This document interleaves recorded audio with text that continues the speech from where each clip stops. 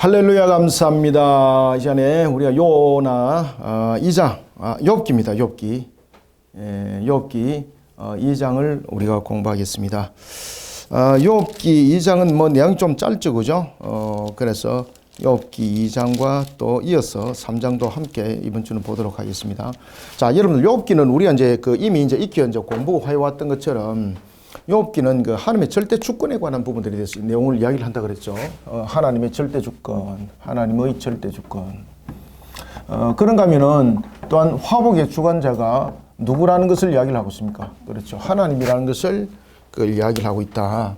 자, 이런 속에 절대 주권과 하나님의 주권하심, 그 다음에 이제 하나님의 섭리, 하나님의 섭리, 이런 부분들을, 내용을 다루고 있는데, 이 속에서 이제 신앙에 대한 내용들이 이 속에 점검이 되어지고 있습니다. 특히 이제 그 당시에 사람들이 보편적인 신앙이 뭔가 하면 인과응보 신앙입니다.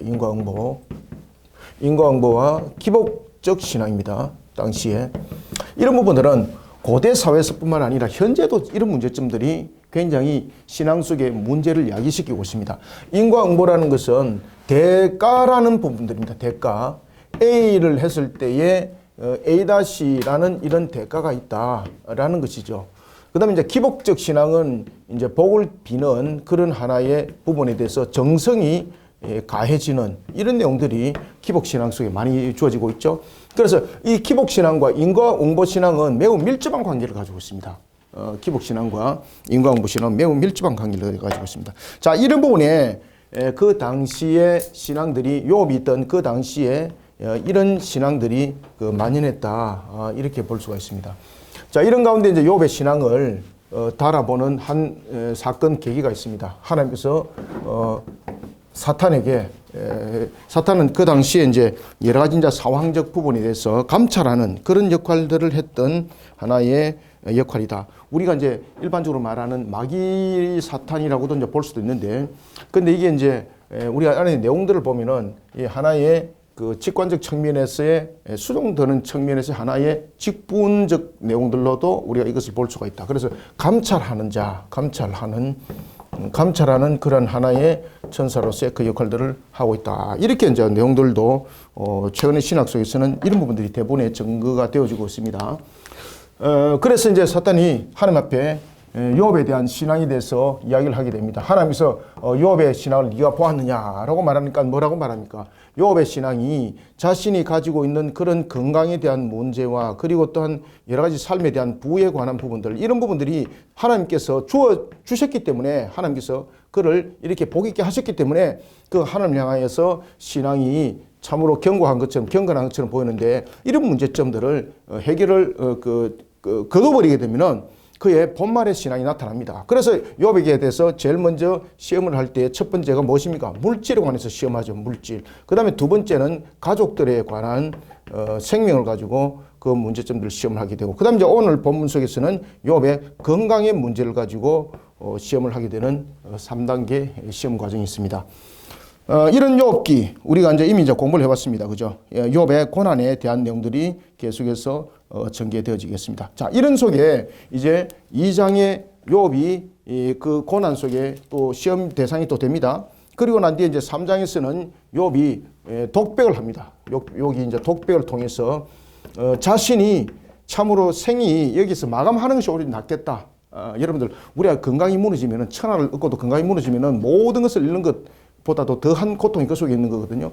그러니까 욥이 이제 건강 문제로서 이 부분들이 일어납니다. 살이 썩는 것처럼 이렇게 파고듭니다. 그러니까 그가 내가 차라리 부모 태중에서 안 태어났으면 좋겠다. 안 태어났으면 그것이 오히려 축복인데 내가 태어났다라는 부분들, 이런 부분들을 하나의 3장에서는 독백을 합니다. 그러면서 스스로에 관해서 태어난 부분을 저주하고 이런 부분들이 내용이 등장합니다. 그러면서 이제 4장에서는 무엇이 등장하는가요?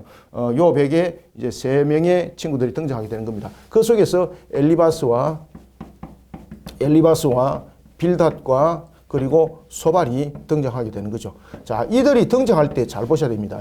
이들이 등장할 때에 7일 동안 욥의 부분들을 지켜봤더라. 욥의 부분들을 지켜봤더라. 이런 이야기를 하고 있습니다. 그런데 실질적으로 이들이 욥을 돌아봤었다면은 이들이 욥이 어려움에 처해가 있으면 제일 먼저 엘리바스, 빌닷과 소발이 무엇을 해야 되겠습니까? 그의 회복을 위해서 하나님께 기도를 해야 되는 거지 않습니까? 그런 장면들이 등장하지 아니하고 자신들이 가지고 있는 이런 인과응보적인 신앙을 가지고 욥에게 대해서 그가 자신들의 그 주장을 하는 겁니다. 욥기에 대해서도 여러분 잘 아셔야 될 것은 왜 엘리바스와 빌닷과 소발이 그러면 욥에 대해서 계속해서 욥에 대해서 네가 죄가 있기 때문에 네가 그러한 모습 속에 지금 되어 있는 것이다 라고 말하는 이 인과응보, 왜 인과응보적 요소 속에서 이 세 명 엘리바스, 빌닷과 소발은 욥에게 마치 공격하듯이 공격을 했을까? 그 이유가 있습니다. 이 인과응보 신앙 속에는 또 어떤 것이 있는가 하면은 또한 그 당시에 고대 사회 속에서 어떤 내용이 있었는가 하면은 자, 이 사람이 어떤 잘못에 의하여서 지금 문제가 일어났다 이렇게 이제 보는 거거든요. 인과응보는. 그런데 그것을 지적해 주지 않았을 때는 그 인과응보적인 부분들이 지적을 안 해줄 때는 그 부분들이 저주가 누구에 온다? 자신들에게 온다 이렇게 보는 겁니다. 그래서 욥을 통해서 계속해서 그것을 지적을 하는 겁니다. 아시겠습니까? 지적을 하는 것은 그 욥에게 대한 그 저주가 자신들이 돌아오는 것을 막는 역할입니다. 이런 인과응보적인 모습 속에 세워져 있는 것을 우리가 바라볼 수가 있습니다. 자, 이런 내용들이 우리가 이제 2장부터 하나하나 내용이 전개되어지고 있거든요. 그래서 우리가 이 내용들을 우리가 이제 보도록 하겠습니다. 자, 그러면은 2장 우리가 텍스트를 보면서 우리가 공부를 하나하나씩 합시다. 자, 2장 1절 봅시다. 또 하루는 하나님의 아들들이 와서 여호와 앞에 서고 사탄도 그들 가운데 와서 여호와 앞에 서니. 자, 여기서 이제 하나님의 아들들, 이게 이제 이중적인 해석이 주어질 수 있는데, 여기서 하나님의 아들들이라는 것은 이제 수종되는 이제 천사들을 말하고 있고, 사탄은 우리가 말하는 이 마귀 사탄, 이렇게 이제 볼 수가 있는데, 이런 부분들을 봤을 때, 우리에게 여러 가지 이제 쟁점들이 이제 생겨날 수 있다는 것이죠. 그래서 이 사탄은 하나의 감찰하는 자로서의 그 역할을 하는 자다. 이렇게 이제 현대 신학 속에서는 이렇게 보고 있습니다. 그래서 앞에도 제가 그런 말씀 드렸죠. 그죠? 욥기는 볼 때는 이런 부분들을 두 가지를 함께 잘 가미를 하여서 여러분들 이 내용들을 돌아보셔야 됩니다.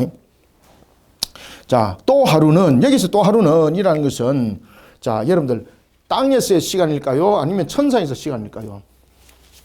여기서 또 하루는. 그렇죠. 여기서 또 하루는 우리의 시간이 아닙니다. 여기서 또 하루는 우리가 말하는 24시간 이거 아닙니다. 24시간이 아니고 여기서 또 하루는 천상의 시간, 천상의 시간. 그래서 이것을 우리가 24시간의 개념으로 보시면 안 된다는 거예요. 또 하루는 하나님의 아들들이 와서 여호와 앞에 서고 사탄도 그들 가운데 와서 여호와 앞에 서니. 자, 여기서 이제 하나님의 아들들, 그 다음에 사탄, 이걸 통해서 모든 것에 대해서 주관자가 지금 누구라는 걸 이야기를 하고 있습니까? 그렇지. 절대 주권이 이 속에 무엇과 함께? 그렇지. 주관자 되시는 하나님이 절대 주권 속에 그 앞에 모든 부분들이 순복을 한다는 내용이 그 1절 속에 담겨져 있습니다. 여호와께서 사탄에게 이르시되 네가 어디서 왔느냐? 이건 이제 네가 어디서 왔냐? 네가 나는 너를 알지 못한다. 이것이 아니고 지금 어디를 감찰하고 왔느냐? 지금 이 내용들이거든요. 여호와께서 사탄에게 이르시되 네가 어디서 왔느냐? 사탄이 여호와께 대답하여 이르되 보십시오. 땅을 두루 돌아 여기저기 다녀왔나이다. 그죠? 여기서 이제 여러 부분들을 통해서도 우리가 이제 이야기를 할 수가 있는데 여기서 여기저기라는 것은 무엇을 말하는 거 있는 겁니까? 감찰했다는 의미를 가지고 있습니다. 감찰. 그래서 여기 사탄은 감찰하는 자로서의 하나의 그 역할자다. 이렇게 보면 되겠습니다. 감찰하고 왔다라는 겁니다. 여기저기 다녀왔나이다. 여호와께서 사탄에게 이르시되 네가 내 종 욥을 주의하여 보았느냐. 그래서 여기저기 목적이 이제 나타나죠. 여기저기 목적이 무엇입니까? 왜 제가 이제 감찰에 대한 부분들로 이야기했는가 하면은 지금 여기서 여기저기라는 이야기가 등장했죠. 그리고 여기저기에서 이 부분들이 무엇으로 연결됩니까? 보았느냐? 보았느냐로 이게 이제 연결되죠. 그죠? 보았느냐? 보았느냐? 그러면은 여기저기에 대해서 보았느냐라는 것으로 연결됐을 때는 여기서 여기저기는 기능이 무엇입니까? 감찰했다는 뜻입니다. 감찰. 그리고 감찰한 것을 이제 하나님께 무엇을 하는 겁니까? 보고를 하는 겁니다. 보고. 그죠? 3절 여호와께서 사탄에게 이르시되 네가 내 종 욥을 주의하여. 주의라는 것은 무엇입니까? 여기서 주의한다는 것은 여러 가지 부분에서 아주 세밀하게 감찰했다는 뜻이거든요. 그래서 여기서 보았느냐 주의하여라는 것은 감찰의 의미를 가지고 있는 거예요. 그죠? 감찰. 우리가 감찰할 때 상세하게 자세하게 이렇게 살피잖아. 그죠? 그것을 우리가 감찰이라고 그러죠.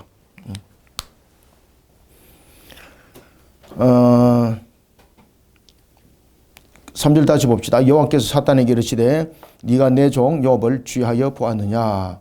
그와 같이 온전하고 정직하여 하나님을 경외하며 악에서 떠난 자가 세상에 없느니라. 네가 나를 충동하여 까닭 없이 그를 치게 하였어도 그가 여전히 자기의 온전함을 굳게 지켰느니라. 여기에서 네가 나를 충동하여라는 것은 지금 사탄이 감찰하면서 그 역할들을 할 때도 자기의 자의적으로 판결을 하고 판단하여서 결정하는 것은 있다? 없다는 이야기입니다. 그래서 이 속에 무엇이 나타납니까? 그렇죠. 하나님의 주관하심. 그죠? 주관자로서 하나님. 절대 주권. 주관자로서의 하나님. 그러니까 하나님께서 모든 것을 친히 주관하심이에요. 그러니까 하나님께서 명한 것 외에는 어떤 것도 그것을 넘어설 수 없는 거죠. 하나님께서 명한 것을 넘어서면 그것은 뭡니까? 결국은 하나님을 경외함을 거역하는 행위가 되는 거거든요. 그러니까 하나님의 거룩함을 손상시키는 행위가 되는 것이고 하나님을 배역하는 행위가 되는 것이기 때문에 어떤 관계 속에서도 존재하면서 하나님 앞에 설 수가 없는 겁니다. 그죠? 불못에 던짐을 당하죠.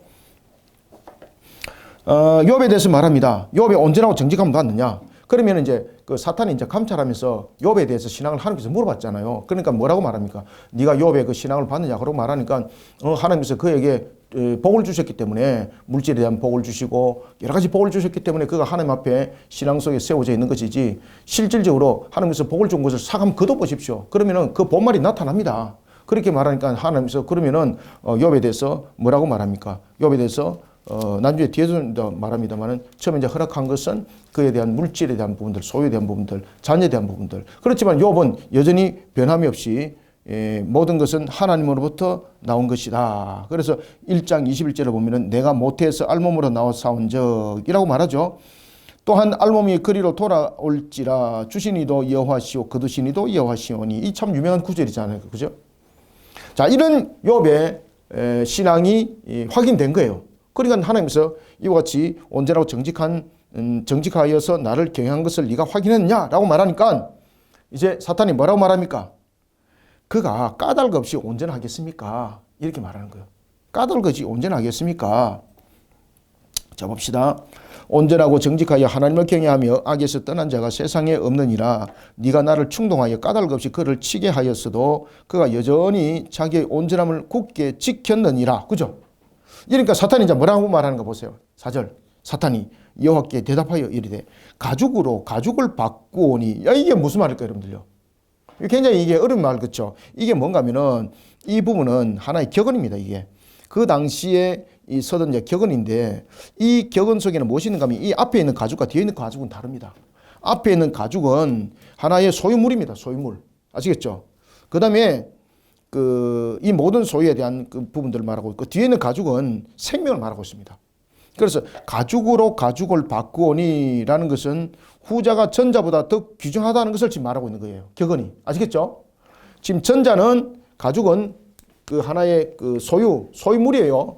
앞에 전자는 전자의 가죽과 후자의 가죽이 있습니다. 전자의 가죽은 소유물이에요. 소유물. 그리고 후자의 가죽은 생명이에요.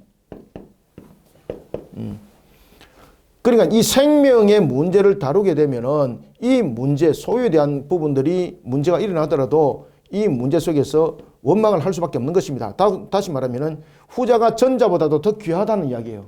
예? 지금 이 격언이 무슨 격언이라고요? 그렇지. 후자가 전자보다도 귀하다는 이야기예요. 그럼 여기서 후자는 생명이죠. 생명이 물질보다 더 귀합니다. 이 말이죠.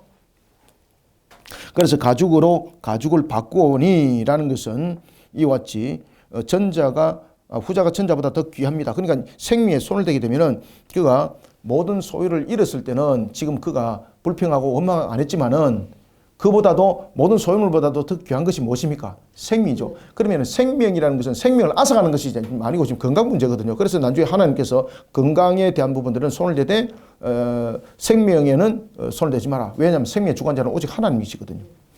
그래서 이 문제를 가지고 이야기를 하는 겁니다. 그러니까 건강 문제, 생명의 문제를 손을 한번 대보십시오. 그러면은 지금까지 일어났던 그 물질에 대한 부분들을 통해서는 그가 신앙이 있는 것처럼 보이지만 실제 그건 그렇지 않습니다. 딱 그렇게 이야기를 하는 거예요. 지금 이해됐습니까? 그래서 이런 경우는 좀 이 당시에 왜 사용했는가를 여러분 아셔야 됩니다. 이 가죽과 가죽은 후자가 전자보다 더 귀하다라는 뜻이에요.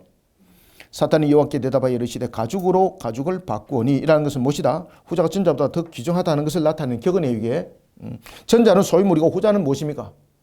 전자의 가죽은 소유물을 말하고 있고 후자의 가죽은 생명을 말하고 있어요. 그래서 생명이 소유물보다도 더 귀하다. 아시겠죠? 이 뜻이에요. 사탄이 여호와께 대답하여 이르되 가죽으로 가죽을 바꾸오니 사람이 그의 모든 소유물로 자기의 생명을 바꾸올지라. 이제 주의 손을 펴서 그의 뼈와 그의 살을 치소서. 보십시오. 자, 이제 주의 손을 펴서 그의 뼈와 그의 살을 치소서. 사탄도 보면은 생명에 대해서 우리의 생사에 관해서 이야기를 지금 못하고 있는 거죠. 여기서 뼈를 치고 살을 치는 것은 질병이죠. 그죠? 질병과 역경이죠. 여러 가지 부분에 대해서 뼈를 친다. 그 다음에 우리가 살에 대한 문제다. 이거는 전부 다 하나의 이제 건강과 관계에 대한 그런 내용들입니다. 그죠? 이런 내용들이 그 속에 이제 담겨져 있는 것을 우리가 이제 볼 수가 있습니다. 자, 그러면은 그의 뼈와 살을 치소서. 이 모든 것은 하나님의 허락이 있어야 된다는 거죠. 이 속에서 하나님의 절대 주권, 주관자가 하나님이라는 부분들이 이 속에 주어지죠. 화복의 주관자는 하나님이라는 것을 1장에서 이미 확인됐죠. 그죠? 그리고 모든 것은 하나님 뜻 가운데 또한 이루어지는 기 때문에 하나님의 섭리. 그래서 욥기서에서 하나님에 관해서 비출 때는 절대 주권자 되시는 하나님이 주관하심이고 화복의 주권자이시고 하나님의 섭리라는 부분들이 이 욥기에 굉장히 반복적으로 강조됩니다. 이 내용들이. 5절 이제 주의 손을 펴서 그의 뼈와 살을 치소서 그리하시며 틀림없이 주를 향하여 욕하지 않겠나이까. 그러니까 쉽게 말하면은 가장 소중한 생명에 위협을 가하게 되면은 그 사람의 신앙의 본질을 볼 수 있다 이 말이죠. 그래서 우리도 보면은 왜 환난과 역경 속에 보면은 그 사람의 진짜 신앙을 우리가 볼 수 있다 그러잖아, 그죠? 여러분들의 신앙은 아주 탁월함이 있는 줄 제가 눈으로 확인했습니다. 이제 주의 손을 펴서 그의 뼈와 살을 치소서 그리하시면 틀림없이 주를 향하여 욕하지 않겠나이까. 여호와께서 사탄에게 이르시되 내가 그를 네 손에 맡기노라. 자, 여기서 네 손에 맡긴다는 것은 이제 하나님께서 그 모든 주관자로서의 그 부분들을 그에게 권세를 줬다는 이야기가 아닙니다. 하나님께서 명령하여 실행하도록 했다는 것입니다. 여기서 맡겼다라는 것은 우리가 일반적으로 맡겼다라는 것은 그 사람이 알아서 하는 거잖아. 그죠? 여기서 맡겼다는 것은 알아서 하는 것이 아닙니다. 하나님의 모든 것은 이루어질 때에 여기서 맡겼다라는 것은 그에게 그 하나의 사역을 준 것으로 되지만 이 사역이 자신의 자율적으로 주어지는 이 맡겼다가 아닙니다. 맡겼다라는 걸 통해서는 무엇이 이쪽에 함께 가미되어야 되는가 하면은 하나님께서 말씀하신 대로 하나님께서 말씀하신 대로 그것을 지키는 겁니다. 지키는 것. 이것이 맡겼다 속에 함유되어 있습니다. 아시겠죠? 그래서 하나님께서는 항상 맡겼다. 그러면은 뭐 네 마음대로 한번 해봐. 이게 아니에요, 여러분들요. 맡겼다라는 걸 통해서도 하나님의 주관하심이 그 속에 반드시 있어요. 그러니까 하나님께서 말씀하신 대로 그 말씀대로 모든 것을 지켜나가야 된다는 거예요. 여호와께서 사탄에게 이르시되 내가 그를 네 손에 맡겼노라. 다만 그의 생명은 해하지 말지니라. 생명의 주관자가 누굽니까? 그렇죠. 주관 되시는 하나님. 사탄이 이에 여호와 앞에서 물러가서 욥을 쳐서 그의 발바닥에서 정수리까지 종기가 나게 한지라. 자, 머리끝부터 발끝까지죠. 자, 여러분들 발바닥에 정수리는 여기잖아, 그죠? 정수리, 그죠? 뭐 그럼 머리끝부터 발끝까지 지금 무엇으로 뒤집어졌습니까? 그렇죠. 종기로 다 뒤집어졌습니다. 와. 그런데 여러분들 잘 아시는 것처럼 이 종기가 기왓장으로 질그릇 조각으로 끓거질 정도로 이게 간지러움이 막 온몸에 퍼져가 있는 거죠. 그러니까 이마 살이 막 썩어 들어가는 것도 아니겠습니까 이게. 정수일까지 종기가 나게 한지라.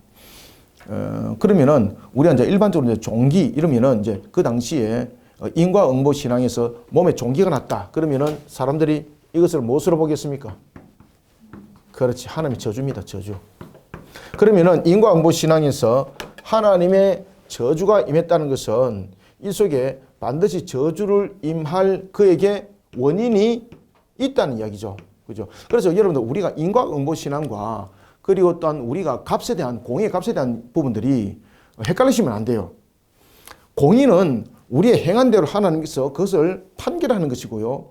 인과응보는 뭔가를 바라보면서 대가적 측면에서 아시겠죠? 대가적 측면에서 내가 A를 얻기 위해서는 반드시 내가 A-를 얻기 위해서는 반드시 A를 해야 되는 거예요. 이게 이제 인과응보 신앙. 그래서 인과응보 신앙은 기복 신앙과 굉장히 긴밀한 관계를 가지고 있어요, 여러분들. 이 부분들을 공의로 여러분 엮으시면 안 돼요. 공의는 하나님께서 우리의 행함을 보고 아시겠죠? 우리의 행함을 보고 하나님께서 벌하시고 상 주심이거든요. 그런데 그것은 우리가 그것을 기대하고 그런 행위를 하면은 이거는 인과응보죠. 그런데 그것을 기대하지 아니하고 했던 일들 속에서의 판결 속에서 상급을 주는 것은 인과응보가 아니에요, 여러분들 아시겠죠? 그러니까 이런 부분들을 헷갈리시면 안 됩니다. 이 부분들은 명확하게 구별하셔야 됩니다. 그래서 인과응보는 기복신앙과 굉장히 긴밀한 관계를 가지고 있다. 자, 사탄이 그렇게 종기를 나게 했습니다.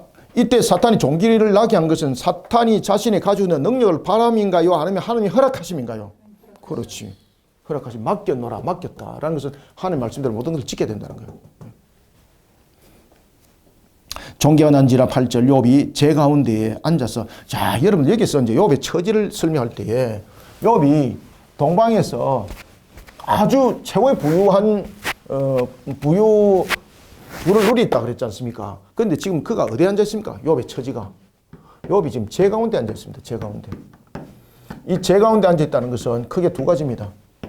첫 번째, 그가 공동체로부터 어떻게 됐다는 겁니까? 쫓겨났다는 이야기입니다. 왜냐하면 하나님의 저주 가운데 있고 그 다음에 그 질고 가운데 있는 것이 전염성 있잖아요. 그죠? 그래서 그가 바로 공동체로부터 쫓겨났다는 겁니다. 그 다음에 두 번째, 그게 살림입니다. 살림이 제 가운데 있다는 것은 무엇입니까? 전부 다 타버린 것이 죄죠. 불에 탄 거죠. 불에 탐. 불에 타고 남은 죄죠. 그래서 살림이 어떻다는 이야기입니까? 그렇죠. 참, 살림이 다 무너졌다는 겁니다.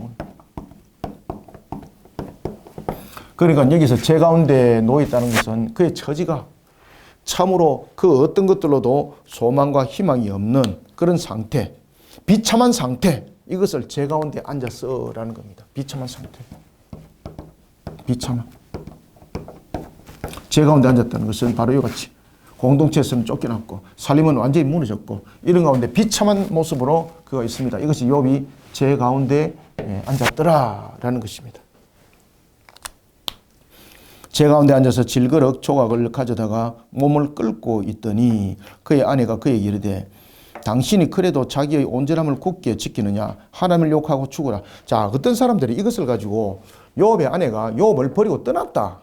이런 이 말도 안 되는 그 가르침을 주고 있는데 욥의 여러분 잘 아시는 것처럼 욥의 끝장 보면 42장에 보면은 욥의 아내가 등장합니다. 그죠?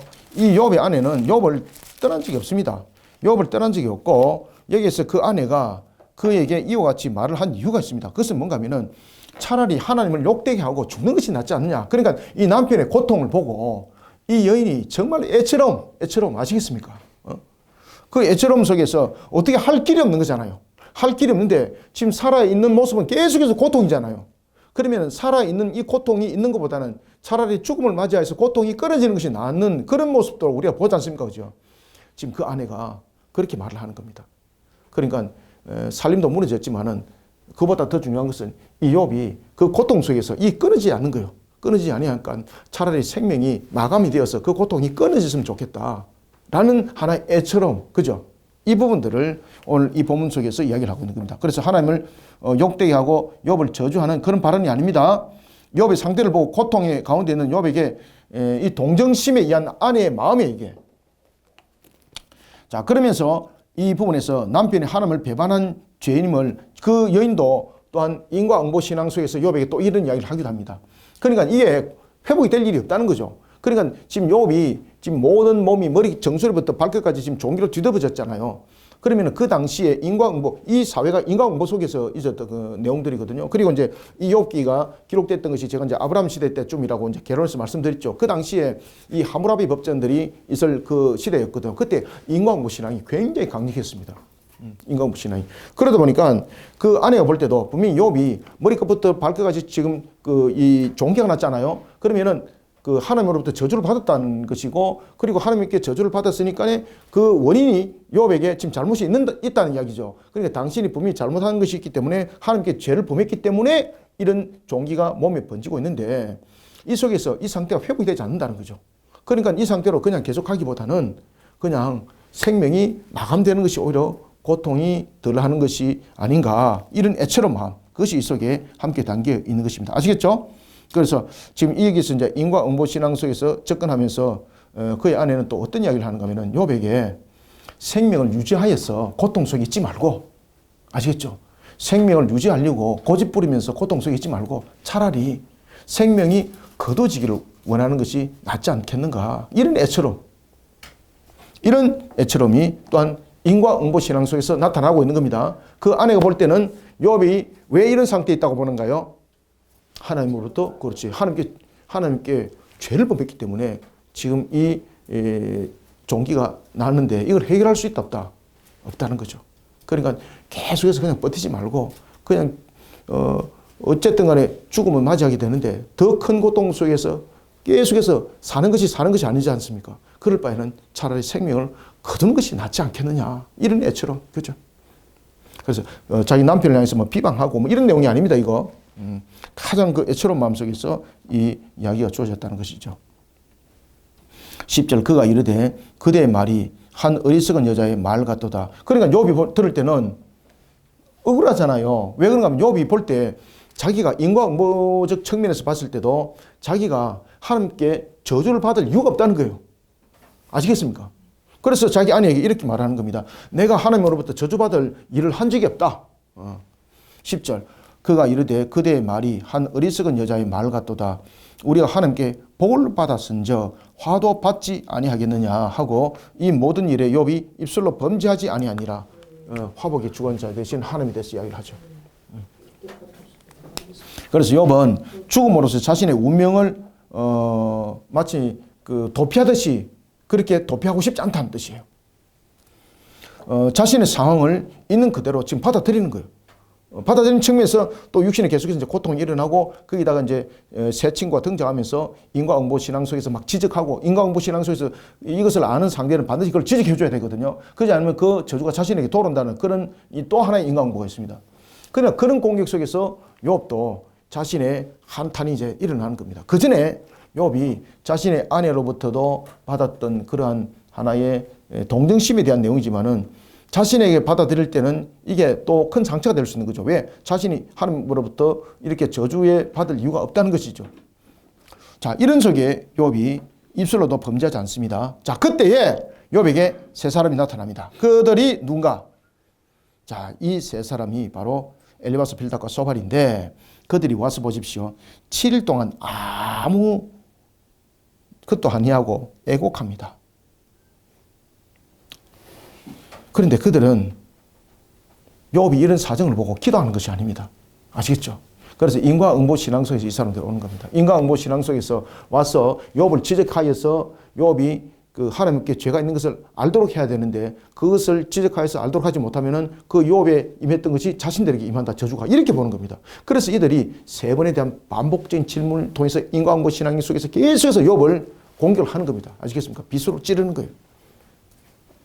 그때 욥의 친구 세 사람이 이 모든 재앙이 그에게 내렸다 함을 듣고, 자, 들었는데도 불구하고 이와 같이 와서 그 부분들을 지적하고 제시를 안 했다. 그러면 그 인과응보적 측면에서 그 저주가 누구에게 온다? 그것이 자기가 온다. 그래서 욥에게 가는 겁니다. 지금 위로차 가는 것도 아닙니다, 이거.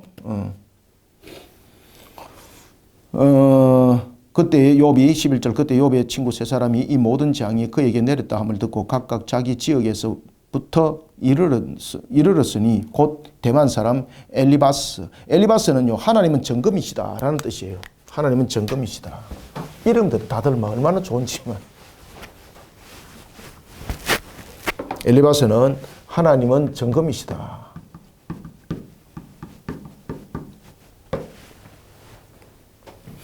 엘리바스와 수아 사람 빌닷과, 빌닷은 여기서 나타나고 있는 것은 이 빌닷이 논쟁을 좋아하는 사람이었던 것 같아요. 그래서 논쟁의 아들이라는 의미를 가지고 있습니다. 논쟁의 아들. 여러분들, 이 인과응보가 있던 그 시대에 논쟁은 굉장히 중요했습니다. 앞에도 제가 말씀드렸죠. 이들이 왜 왔다는 것이죠. 논쟁을 통해서 지적을 해주는 거예요. 그랬을 때에 그 인과응보적 부분에서 그 저주가 자신에게 안 오는 거예요. 그렇기 때문에 그 당시에는 논쟁이라는 부분들은 굉장히 중요한 부분들이에요. 논쟁. 그러니까 이 논쟁이라는 이름조차, 빌닷이라는 이름조차도 보면은 굉장히 인과응보적 신앙 속에 세워졌다, 이렇게 볼 수가 있습니다. 빌닷과 나마 사람 소발이라. 소발은 어린 새라는 뜻입니다. 어린 새.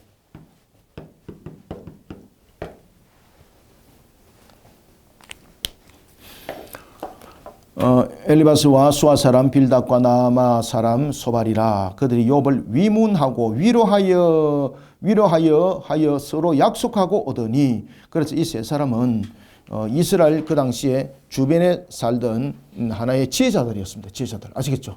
지혜자들. 그리고 그들이 인과응보 속에서 욥을 지적하기 위해서 오는 겁니다.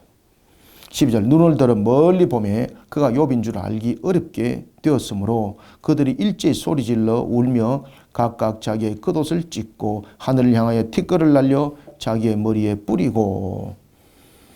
자, 여러분들, 이 이제 상황 속에서 우리가 이제 전개되어진 것을 반드시 아셔야 될 것은, 이것은요, 그 당시에 인과응보적 신앙적 측면에서 자신들에게 저주가 오지 않는 하나의 절차적인 내용입니다. 이거. 그리고 13절 보십시오. 밤낮 7일 동안 그와 함께 마당에 앉았으나. 죽은 자를 위로하는 애곡기간입니다. 이게. 그죠? 지금 이게 뭔가 하면은 욥에 대해서 위로한다라고는 왔지만은 실질적으로 하나님께 욥의 회복을 위해서 기도한 적이 있습니까? 없습니다. 이들은. 그러니까 일주일 동안 애곡했던 부분들도 마치 그 죽음에 이르는 그 기간이, 애곡기간이 7일이었거든요. 그런 내용들입니다. 이런 부분들이 전부 다 인과응보적 측면에서 자신들의 행위입니다. 이게. 자신들에게 저주가 오지 않는 측면에서 자신들의 방어막을 펼치는 겁니다. 이게 전부 다 인과응보 신앙 속에서 그 당시의 요식 행위입니다. 이게. 밤낮 7일 동안 그와 함께 땅에 앉았으나 욥의 고통이 심함을 보므로 그에게 한마디도 말하는 자가 없었더라. 그래서 이들에게 하나님께 기도하는 입술이 열려지지 않는 것들, 종교 행위자로서의 모습들, 인과응보적 부분에서 자신들에게 그러한 저주가 오지 아니하는 하나의 행적 절차 속에 지금 이들이 이 일들을 진행하고 있다라는 것입니다. 정말로 그가 욥에게 왔으면, 정말로 애처로운 그 마음이 있다면 우리가 제일 먼저 무엇을 해야 됩니까? 그렇죠. 그 애처로움 속에서 하나님을 향한 기도, 하나님이여 욥을 치료하여 주시옵소서. 욥이 지금까지 믿음 속에 달려왔던 것을 주님께서 굽여 살펴주시고 그를 치료하여 주옵소서. 이렇게 되는 거잖아요. 그런데 마치 초상치듯이 애곡의 기간, 죽음의 장래 행렬의 애곡의 기간, 그 7일 지키는 거죠. 이게 뭔가 하면은 그 당시에 인과응보 신앙 속에서 자신들의 저주가 오지 않는 부분에서 전부 다 요식 행위, 자신들이 만들었던 그 행위의 요식 행위라 이런 보면 되겠습니다. 자, 이와 같이 이제 욥이 이 고난 속에 있는 것을 우리가 이장해 봤고, 이제는 잠시 후에 욥이 독백을 합니다. 고통 가운데, 고난 가운데 그가 어떤 독백을 할까 잠시 후에 만나겠습니다. 이 장은 여기까지 하겠습니다. 감사합니다. 수고하셨습니다.